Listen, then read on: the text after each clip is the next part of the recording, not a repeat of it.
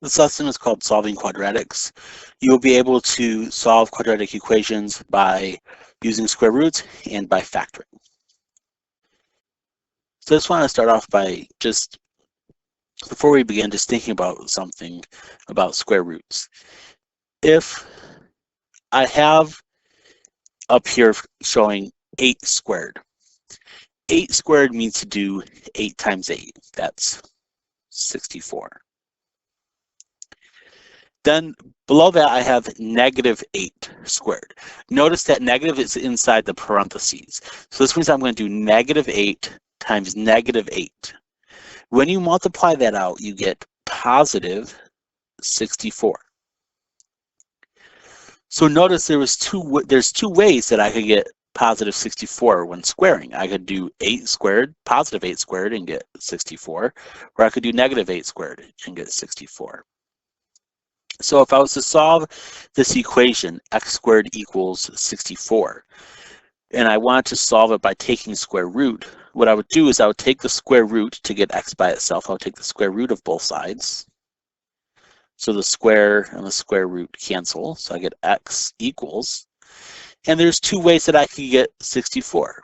When I square a number, I could square positive 8, or I could square negative 8. So x is 8 or negative 8, positive 8 or negative 8. You'll often see this written as x equals plus or minus 8. You'll often see it written in this notation. So there's two ways that I could get 64 when I square a number. I could either square 8 or I could square negative 8. And this is going to be true really for all equations when you take a square root. When you take a square root, you're always going to get two solutions, a positive answer and a negative answer. So let's look at an example of this. So solve the equation by taking square root. So I have 6x squared equals 36. So you're going to use this method when you only see one x there. There's only one x in this whole thing. So I have 6x squared equals 36. So we're just going to solve this. We want to use our order of operations backwards. Remember, that's PEMDAS backwards. So we're going to start by undoing addition and subtraction. Well, if we look at our x, there is no addition and subtraction with our x. So we're good with that part. If we look at our x, there's multiplying. I'm multiplying x by 6. So I'm going to divide both sides by 6 to undo that. So this is going to give me x squared equals 6. So now I undid the multiplying. Now I have an exponent. My exponent is 2. It's x squared. So to undo the square, I'm going to take a square root. So take the square root of both sides. So taking a square root undoes a square. So this is going to give me x equals, and then remember you need the plus and the minus of the square root of 6. So x is plus or minus the square root of 6. So you would type this as x equals the square root of 6, or x equals negative square root of 6. So this is what those two solutions look like. Example 2, 2x squared minus 10 equals 118. So same idea, you want to get x by itself. So remember, order of operations backwards.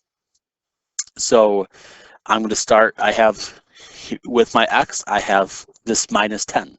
So right away I see that as being subtracted, so I'm going to undo that by adding 10 to both sides. So that those 10s cancel, so I get 2x squared equals 128. So now I undid addition subtraction. Now we'll undo multiplying and dividing. Notice my x is being multiplied by 2. So I'm going to divide both sides by 2. So this is going to be x squared equals 64. Now I have an exponent. My exponent on x is 2. So I'm going to take the square root of both sides. So the square and the square root cancel.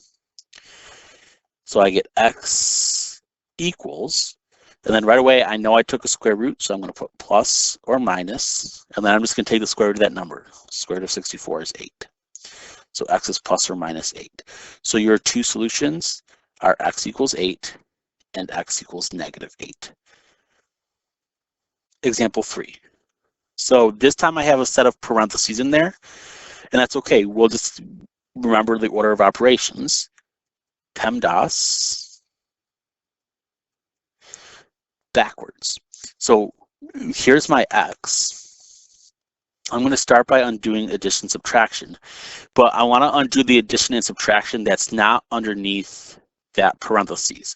So I can't remove this one out of the parentheses just yet because I haven't moved the parentheses. You can only move that one after you have removed the parentheses. So the parentheses are still here.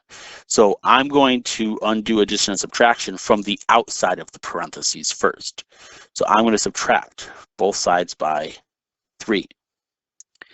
So now I have 2 times x minus 1 squared equals 54. Now, on the outside of those parentheses, I have multiplication. I'm multiplying that set of parentheses by 2. So I'm going to divide both sides of the equation by 2 to get rid of that 2. So those 2's cancel. So now I have x minus 1 squared equals 27. Now there's nothing left on the outside of the parentheses except for my exponent. My exponent here is a 2.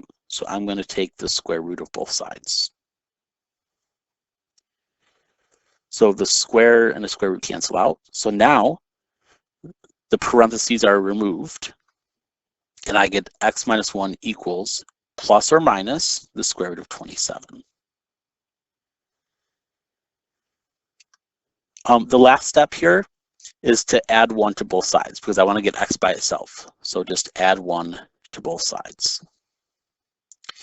So these ones cancel, so I get x equals. And then when we add 1 to both sides, what we'll do is we'll just put that 1 out front. So we'll put 1 plus or minus the square root of 27, like this. So your 2 solutions, if you were to type these in Math Excel, would be 1 plus square root of 27 and 1 minus square root of 27. So this is what your 2 solutions would look like, written out like that. And so this is basically how you solve by taking square roots. The next idea I want to go over is how do we solve by factoring.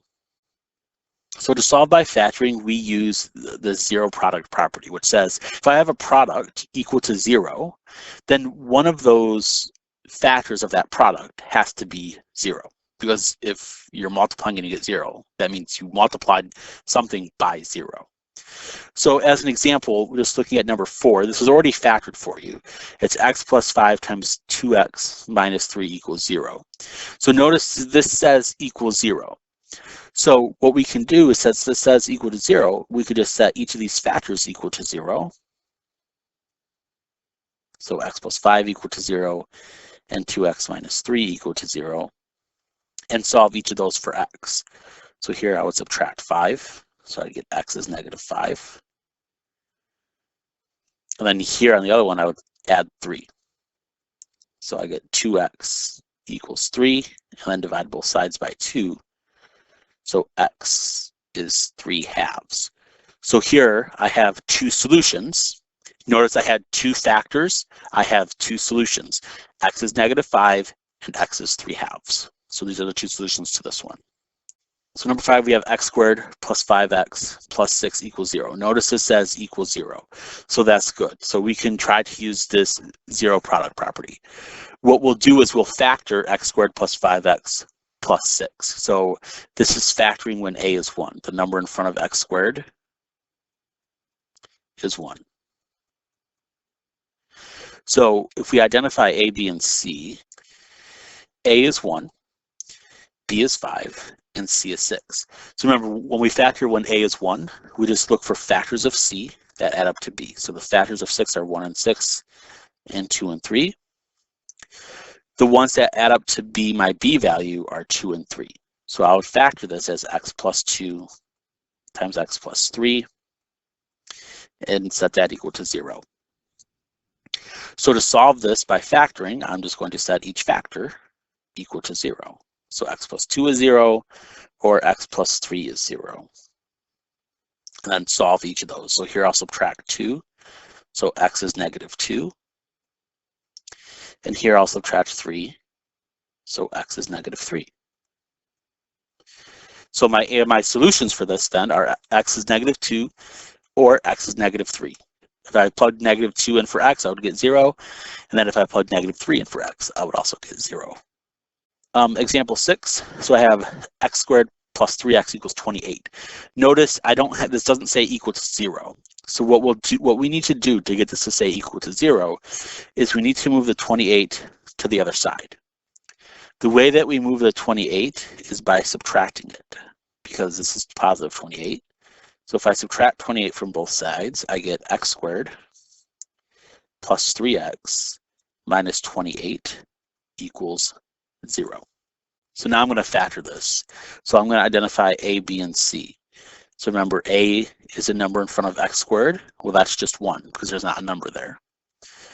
The number in front of x is your b value, that's 3. And my c is negative 28. Well, hey, we're just factoring when a is 1. So this is that one where we're just going to find factors of c that add up to b. So negative 28. So 1 and 28, 2 and 14, and 4 and 7. The only one of those that could add up to 3 is 4 and 7. So the way that those would add up to positive 3 is if we did 7 minus 4. That gets me positive 3. So I'll use 7 is positive and 4 is negative. So x minus 4 times x plus 7 equal to 0. Now I'm going to set each of those factors equal to 0. So x minus 4 is 0 and x plus 7 is 0. And then solve each of those. So here I'll add 4. So I get x is 4. Then here I'll also subtract 7 from both sides. So x is negative 7. So my two solutions are x is 4 and x is negative 7. So number 7, I would like you to try this one. So x squared minus 7x minus 18 equals 0. So I want you to try this one. Pause the video, give it a try. When you unpause it, I'll have a solution here worked out. Hopefully you gave this one a try. When you work it out, you should have got the factors of negative 18 that add up to negative 7 are positive 2 and negative 9. So my factors would be x minus 9 times x plus 2 equals 0. Set each of those factors equal to 0. So x minus 9 equals 0 or x plus 2 equals 0. And then just solving each of those, you get x is 9 or x is negative 2. Number 8. So I want you to try to solve this one. You can use either method. You could solve this one by factoring, or you can solve this one by taking square roots. It's x squared minus 49 equals 0. You can solve it in either way. I want you to pick a method to solve it, and I want you to solve this one on your own. So try this one. So you try this one, and I will have a solution here when you unpause the video. So take a minute and give it a try using any method that you want. So hopefully you gave this one a try. I worked it out in both ways so that you could see it, depending on which way you decided to try. So if you did it by factoring, you would have said x squared minus 49 equals 0. That's a difference of squares. So x squared gets you x squared, and 7 squared gets you 49. So this would factor as x minus 7 times x plus 7 equals 0. And then you'd set each of these factors equal to 0. So x minus 7 equals 0, or x plus 7 equals 0. In the first one, when you add 7 to both sides, you get x is 7. And in the second one, when you subtract 7 from both sides, you get x is negative 7. So this was solving by factoring. On the right here, I have solving by taking square roots. So if you solved by taking square roots, you would have had to add 49 to both sides first, and then take the square root of both sides. So you get x is plus or minus 7. So your two solutions, if you want to see them written out, are x is 7 or x is negative 7. So you should be able to do the Math Excel homework assignment called Solving Quadratics.